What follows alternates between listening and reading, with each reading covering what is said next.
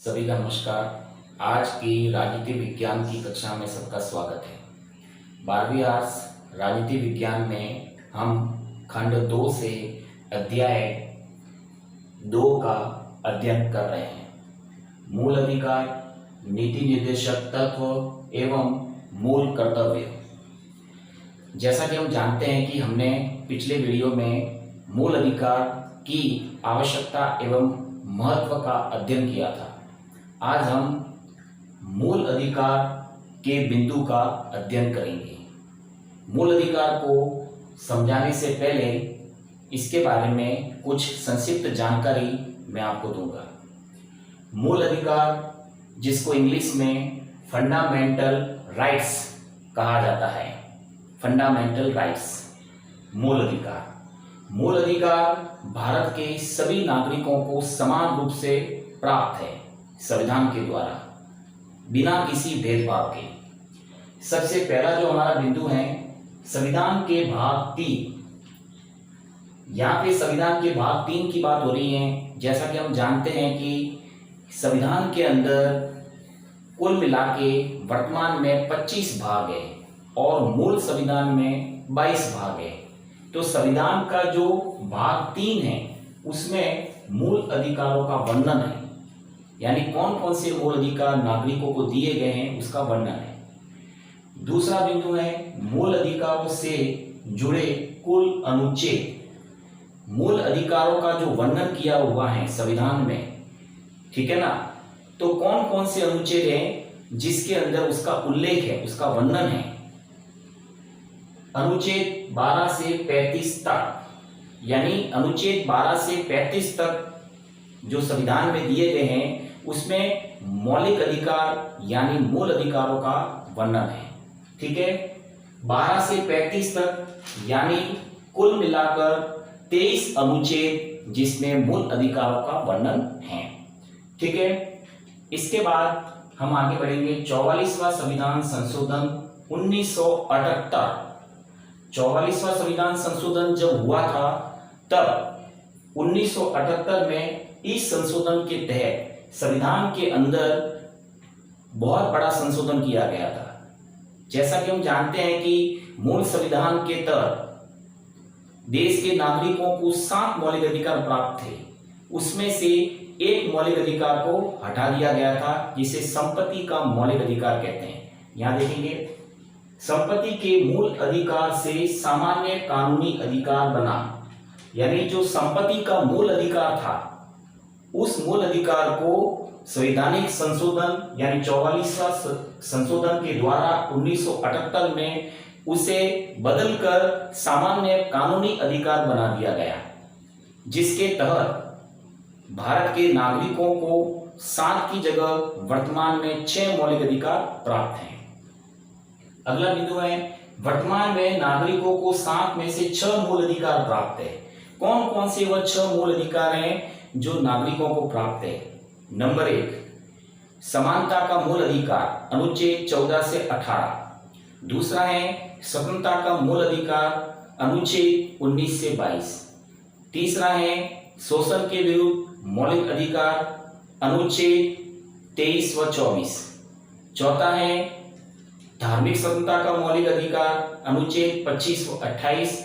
पांचवा है संस्कृति व शिक्षा संबंधी मौलिक अधिकार, अनुच्छेद 29 व 30।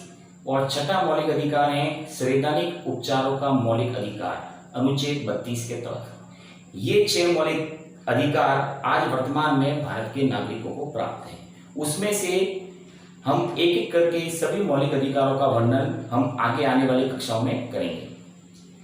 सबसे पहला जो मौलिक अधिकार है समानता का मौलिक अधिकार, अनुच्छेद 14 से 18, इसका हम अध्ययन करेंगे। कानून के समक्ष समानता, यह कहता है कि कानून के समक्ष, भारत के संविधान के अनुसार जो कानून है उसके समक्ष सभी समान है, बिना किसी जाति, भाषा, लिंग, धर्म के आधार पर भेदभाव किए बिना। अमीर हो या गरीब हो, सभी नागरिक कानून के समक्ष समान है और सभी को समान न्याय प्राप्त होगा या अपराध करने पर समान दंड प्राप्त होगा। ठीक है, इसका वर्णन अनुच्छेद 14 में किया हुआ है।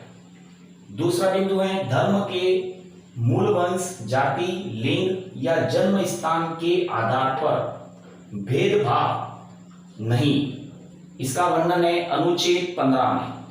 ठीक है, अनुच्छेद 15 कहता है कि धर्म के आधार पर, मूल वंश के आधार पर, जाति के आधार पर, लिंग के आधार पर, लिंग से तात्पर्य है कि स्त्री और पुरुष में भेदभाव नहीं करना, ठीक है ना। और जन्म स्थान के आधार पर, यानी उस व्यक्ति का या उस बालक का जन्म किस परिवार में हुआ, किस धर्म में हुआ, किस वर्ग में हुआ, उसके आधार पर भी भेदभाव नहीं। यानी भारत के किसी भी नागरिक का धर्म, मूलवंश, जाति, लिंग या जन्म स्थान के आधार पर भेदभाव नहीं किया जा सकता, बल्कि सभी नागरिकों को समान रूप से समानता का अधिकार प्राप्त है। ठीक है, इसका वर्णन अनुच्छेद 15 में है। इसके बाद हमारा बिंदु आता है लोक नियोजन के विषय। लोक नियोजन से तात्पर्य है कि सरकारी क्षेत्रों में नौकरी करने, सेवा करने का सभी नागरिकों को समान अधिकार है। ठीक है, लोक नियोजन के विषय में अवसरों की समानता, यानी सभी नागरिकों को समान अवसर प्राप्त हो, जिसमें पहला है नौकरी में समानता। नौकरी में समानता यानी भारत के प्रत्येक नागरिक को नौकरी में समानता होनी चाहिए।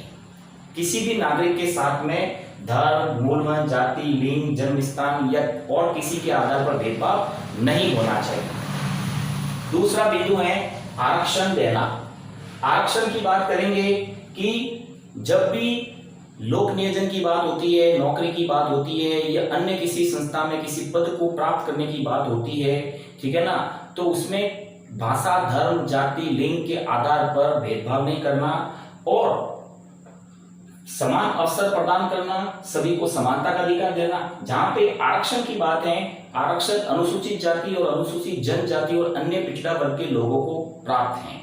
इन लोगों को इसलिए आरक्षण दिया गया है ताकि समाज के अन्य सामान्य वर्ग के बराबर इनको लाया जा सके और समाज में समानता की स्थापना की जा सके, इसलिए आरक्षण को प्रदान किया गया है। ठीक है, अगला बिंदु है अस्पृश्यता। अस्पृश्यता यानी छुआछूत का अंत। तो इसका अंत करने के लिए कानून बना था, ठीक है ना, और इसका उल्लेख किसमें है? अनुच्छेद 17 में। अनुच्छेद 17 जो है वो अस्पृश्यता निवारण कानून से जुड़ा हुआ है, यानी छुआछूत निषेध कानून से जुड़ा हुआ है अनुच्छेद 17। ठीक है, जिसके अनुसार किसी भी व्यक्ति के साथ में छुआछूत जैसा व्यवहार नहीं किया जा सकता, उसे घृणा नहीं की जा सकती।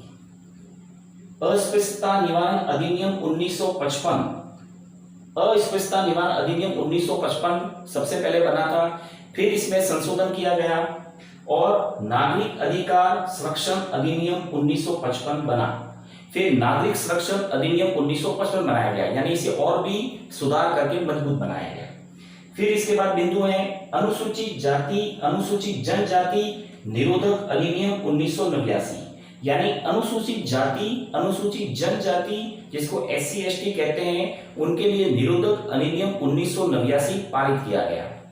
इसका कानून का अर्थ यह है कि अगर किसी अनुसूचित जाति या अनुसूचित जनजाति के व्यक्ति के साथ में जाति के आधार पर बुरा व्यवहार किया जाता है, उसे जाति से अपमानित किया जाता है या उसके साथ भेदभाव किया जाता है, तो वह व्यक्ति कानून का सहारा लेकर न्याय प्राप्त कर सकता है।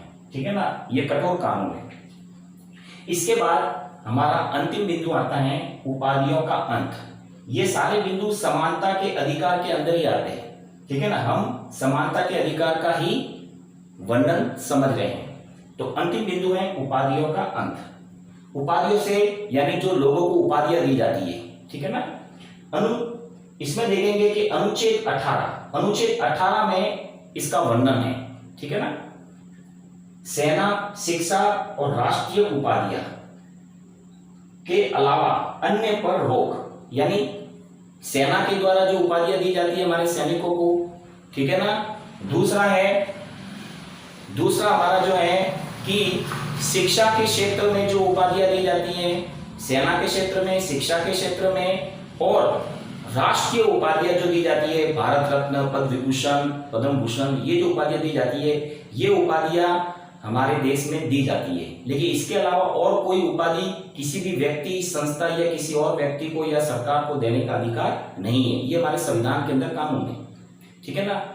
अगर भारत का नागरिक विदेश में जाकर कोई उपाधि प्राप्त करता है या सम्मान प्राप्त करता है तो उसे भारत के राष्ट्रपति की आज्ञा लेनी होगी।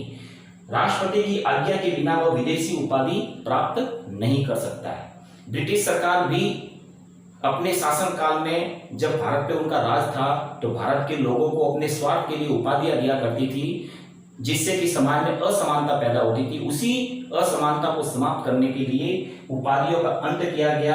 अनुच्छेद 18 के अंदर इसका पूरा वर्णन है। तो ये था हमारा समानता का अधिकार, जिसके तहत भारत के सभी नागरिकों को समान अधिकार देने का प्रयास किया गया है।